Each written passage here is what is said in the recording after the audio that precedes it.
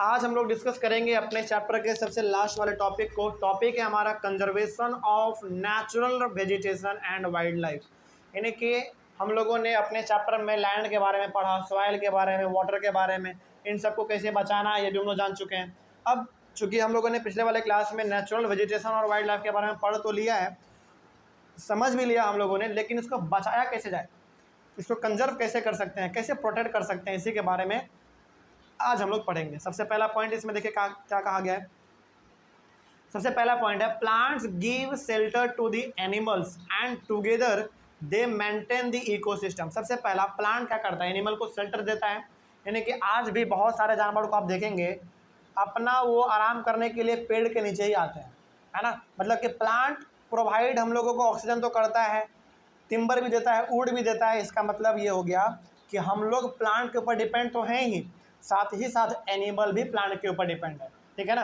जैसे अभी गर्मी का सीजन है तो जंगलों में आप देखेंगे अच्छा जंगलों में तो घर नहीं बना होता है, तो जंगलों में जितने भी जानवर है वो सबके सब पेड़ पौधे के नीचे ही आके अपना आराम करते हैं, ठीक है। और इस प्लांट से हमारा एक इकोसिस्टम भी बैलेंस किया हुआ रहता है, यानी कि हमको ऑक्सीजन मिलता रहता है, प्लांट को कार्बन डाइऑक्साइड मिलता रहता है, तो एक बैलेंस भी बना रहता है प्लांट के वजह से। Changes of climate and human interference can cause the loss of natural habitats for the plants and animals. लेकिन क्लाइमेट के वजह से कभी कभी, यानी कि क्लाइमेट बदल जाने की वजह से, मौसम बदल जाने की वजह से, या फिर कभी कभी ह्यूमन बींग जानबूझ के इंटरफेयर कर देते हैं और इससे हमारा प्लांट और एनिमल का जो हैबिटेट है, यानी कि जो रहने के लिए घर है, वो हमारा तबाह हो जाता है। अच्छा, यहाँ पे सवाल है कि ह्यूमन बींग कैसे इंटरफेयर करता है। ह्यूमन बींग क्या करेगा, जंगल में जाएगा, बड़ा बड़ा पेड़ पौधा काट देगा। उन्होंने पेड़ पौधा काट तो दिया, लेकिन समस्या किसको हो गया, जानवर को हो गया कि भाई अब वो रहेंगे कहाँ पे, खाएंगे क्या, वो अपना पेट कैसे भरेंगे। तो कभी कभी क्लाइमेट के बदलने के वजह से या फिर कभी कभी ह्यूमन बींग के गलत हरकतों के कारण प्लांट और एनिमल का जो घर है वो थोड़ा सा तबाह हो जाता है, बर्बाद हो जाता है। उसके बाद डिफॉरेस्टेशन, सॉइल इरोजन, यानी कि डिफॉरेस्टेशन का मतलब पेड़ पौधों को बड़े लेवल पे काटना, मिट्टी का कट जाना। सॉइल इरोजन का मतलब वही हो गया, मिट्टी का कट जाना। कंस्ट्रक्शनल एक्टिविटीज़, मतलब कि जहाँ जहाँ पे हम लोग कंस्ट्रक्शन देखते हैं, रेलवे बन रहा है, हाईवे बन रहा है, एयरपोर्ट बन रहा है, ये हो गया। कभी कभी जंगलों में आग लग जाना, सुनामी आ जाना। सुनामी का मतलब बड़े लेवल पे तबाही मच जाना, पानी के थ्रू एकदम समुद्र का पानी बह के पूरा एकदम शहरों में घुस गया, जिसको हम लोग सुनामी कहते हैं। एंड लैंडस्लाइड, लैंडस्लाइड का मतलब मिट्टी का बड़ा बड़ा टुकड़ा अचानक कट के नीचे धंस जाना। Are some of the human and natural factors which accelerate the process of loss of natural vegetation and wildlife. तो ये ऐसे कुछ तौर तरीके थे जिससे हमारा नेचुरल वेजिटेशन और वाइल्ड लाइफ खराब हो रहे हैं, बर्बाद हो रहे हैं, ठीक है। आगे, in India killing of birds, Lions, tigers, dears, peacocks etcetera is illegal. सोचो, यानी कि हमारे इंडिया में पेड़ पौधे जानवर बचे रहे, इसके लिए इंडियन गवर्नमेंट ने क्या कहा, इन्होंने कहा कि देखो भाई, यदि आप किसी भी प्रकार के जानवर को मारते हो तो फिर ये इलीगल माना जाएगा। मतलब कि आपके ऊपर कार्रवाई भी हो सकती है, आपको जेल भी हो सकता है। जैसे मान लीजिए आप क्या कहें, आप पटना जू गए घूमने के लिए, सपोज कीजिए हमारा बगल में पटना जू है, आप वहाँ पे घूमने के लिए गए, आपने क्या किया, एक चलो बड़ा जानवर छोड़ दो, छोटा ही मान लेते हैं जानवर, आपने एक मोर को जान से मार दिया, आपको तुरंत जेल हो जाएगा, क्योंकि कहीं भी नियम में नहीं लिखा हुआ है कि आप किसी भी जानवर को मार सके। इसीलिए आप देखते होंगे कि हर एक जानवर को कहा जाता है कि दूर से देखिए, आप कहा जाता है ना। और कभी भी आप जू में जाएंगे तो क्या कहा जाता है कि अपना सामान खाने वाला पीने वाला जानवरों को मत दीजिए, क्या पता उसमें कोई जहर मिला के दे दे, है कि नहीं, हो सकता है ना। तो यही चीज़ है कि यदि आप यहाँ पे जानवर को मारेंगे, पेड़ पौधों को नुकसान पहुँचाएंगे, तो फिर आपके ऊपर कार्रवाई भी हो सकती है। तो इतना सख्त कानून है इंडिया में। आगे फिर देखो, these can be conserved by increasing awareness. अब सवाल है कि हम लोग इसको बचा कैसे सकते हैं।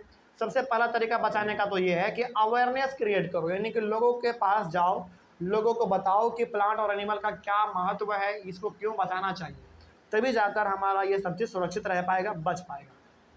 उसके बाद national parks, wildlife sanctuaries, biosphere reserves are made to protect our natural vegetation and wildlife. अब देखो, बड़े बड़े नेशनल पार्क बनाए जा रहे हैं, वाइल्ड लाइफ सेंचुरी बनाए जा रहे हैं, बायोस्फीयर रिजर्व बनाए जा रहे हैं, जहाँ पे अलग अलग प्रकार के एनिमल को, अलग अलग प्रकार के पेड़ पौधों को बेसिकली प्रोटेक्ट किया जा रहा है। वहाँ पे हंटिंग नहीं करने देता है, वहाँ पे बिना परमिशन का आपको घुसने नहीं देगा, है ना। ऐसा क्यों किया जा रहा है सरकार के द्वारा, इसलिए किया जा रहा है ताकि हमारा प्लांट और एनिमल सुरक्षित रहे, कोई इसको हानि ना पहुँचाए, ठीक है। उसके बाद देखो awareness programmes like social forestry and Van Mahotsav should be encourage at the regional and community level. Social forestry का मतलब होता है कि आप अपने मोहल्ले में जितना जितना ज़्यादा हो सके पेड़ पौधों को लगाओ, ठीक है, हरियाली लाओ। और वन महोत्सव, और हमारे भारत में एक तरीके से वन महोत्सव को ना सेलिब्रेट किया जाता है हर साल। इसमें क्या कहा जाता है, इसमें कहा जाता है कि उस दिन कम से कम आप एक पेड़ ज़रूर लगाइए। यानी कि इस प्रकार का जो प्रोग्राम है जो गवर्नमेंट के द्वारा चलाया जा रहा है, इसको बड़े लेवल पे पहुंचाने की ज़रूरत है और हर एक लोग इसको फॉलो करें, ये भी इम्पॉर्टेंट है, ठीक है।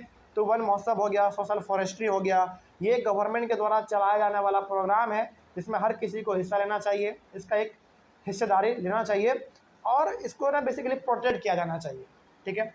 आगे उसके बाद school children should be encouraged to visit nature campus so that they appreciate the habitat for varied species। जैसे यहाँ पे टीचर को क्या करना चाहिए, जैसे कोई प्रिंसिपल है उनको क्या करना चाहिए, स्कूल के यदि मान लीजिए कोई स्कूल का प्रिंसिपल है, उसको समय समय पर अपने स्कूल के बच्चों को वहाँ पे लेके जाना चाहिए जहाँ पे कि पेड़ पौधे बड़े लेवल पे हैं, जानवर रहते हैं, वहाँ पे लेके जाना चाहिए। जानवर रहते हैं इसका मतलब क्या ऐसे लेके चले जाएंगे? नहीं, सबसे अच्छा तरीका है कि आप उसको जू में लेके चले जाइए। जू में पेड़ पौधे भी हैं, जानवर भी हैं, तो जू में आप लेके जाइए, वहाँ पे बच्चों को बताइए उसका इम्पोर्टेंस, ताकि बच्चे सीखेंगे तो आगे चल के वो भी अपने आने वाले जूनियर को सिखाएगा, है कि नहीं। तो इन सभी के बारे में सोचना चाहिए थोड़ा बहुत। आगे फिर देखते हैं आगे क्या है। The convention on international trade and endangered species of wild flora and fauna यानी कि CITES has been established that list several species of animals and birds in which trade is prohibited. यानी कि CITES के तहत एक list बनाया जा रहा है, ये एक लिस्ट प्रोवाइड करता है कि किस किस प्रकार के जानवरों को मारना इलीगल है। यानी कि एक हमारे पास देखिए यहाँ पे इसका पूरा फुल फॉर्म क्या है, the convention on international trade in endangered species of wild flora and fauna. तो इसका शॉर्ट फॉर्म हम लोग लिखेंगे CITES, ठीक है। ये क्या करता है, ये बेसिकली एक लिस्ट बनाता है और वो लिस्ट में कहता है कि देखो इस लिस्ट में जितने भी प्रकार के प्लांट हैं, जितने भी प्रकार के एनिमल हैं, इन सब का यदि आप मारते हो, इन सबको काटते हो या फिर इन सबको ट्रेड करते हो, बाज़ार में बेचते हो चोरी छुपे से, तो फिर आपके ऊपर कार्रवाई हो सकती है। कोई भी जानवर को आप नहीं मार सकते हैं, बिल्कुल भी नहीं। यानी कि वो जानवर जो कि बेसिकली सरकार के लिस्ट में है कि हाँ इसको मारा जाना नहीं चाहिए। जैसे हम लोग चिकन खाते हैं, क्या चिकन के ऊपर भी कानून लगा हुआ है? नहीं, चिकन के ऊपर कानून नहीं है। जैसे हम लोग मटन खाते हैं, तो क्या मटन के ऊपर भी कानून है? नहीं। तो बेसिकली गवर्नमेंट हर प्रकार के एनिमल पे पाबंदी नहीं लगाती है, बल्कि उसी जानवर पे पाबंदी लगाती है जो कि बहुत इंपॉर्टेंट है हमारे लिए। जैसे सबसे इम्पोर्टेंट हाथी, क्या हाथी को मारने का परमिशन है? नहीं है। क्यों? क्योंकि इंडिया में हाथी बहुत कम है। जैसे शेर, हाँ बिल्कुल, बहुत लोग इसको इलीगल तरीके से करते हैं, लेकिन पकड़ा जाने पे फिर सजा भी तो होता है ना, तो ये आपको मानना पड़ेगा। तो गवर्नमेंट ऐसे बहुत प्रकार के एनिमल हमारे पास हैं जिनको कहते हैं कि इनको आप मार दो, कोई दिक्कत नहीं है, आप इसको मार लो, खा लो, कोई दिक्कत नहीं है। जैसे एग्जाम्पल के तौर पे मटन, चिकन, है कि नहीं, मछली, ये सब। लेकिन कुछ ऐसे जानवर हैं जो कि हमारे लिए बहुत इंपॉर्टेंट है हमारे कंट्री के लिए, उसको मारने में बिल्कुल आपको सज़ा हो सकती है और होती भी है, ठीक है ना। तो ये कुछ ऐसे तौर तरीके थे जिससे हम लोग अपने नेचुरल वेजिटेशन और वाइल्ड लाइफ को बर्बाद होने से, ख़त्म होने से बचा सकते हैं। कोई डाउट इसमें? चलो, तो यहाँ पे हमारा ये टॉपिक कंप्लीट हुआ और इसी टॉपिक के साथ हमारा ये चैप्टर भी कंप्लीट हुआ। तो ऑनलाइन वाले बच्चे खास करके आप लोग कहीं पे कोई डाउट रहा होगा तो आप लोग एक बार कमेंट कीजिएगा, आपके कमेंट का जवाब दिया जाएगा। हम लोग मिलेंगे अपने अगले वाले क्लास में एक नए चैप्टर के साथ और एक नई शुरुआत के साथ। तब तक के लिए thank you very much and have a nice day.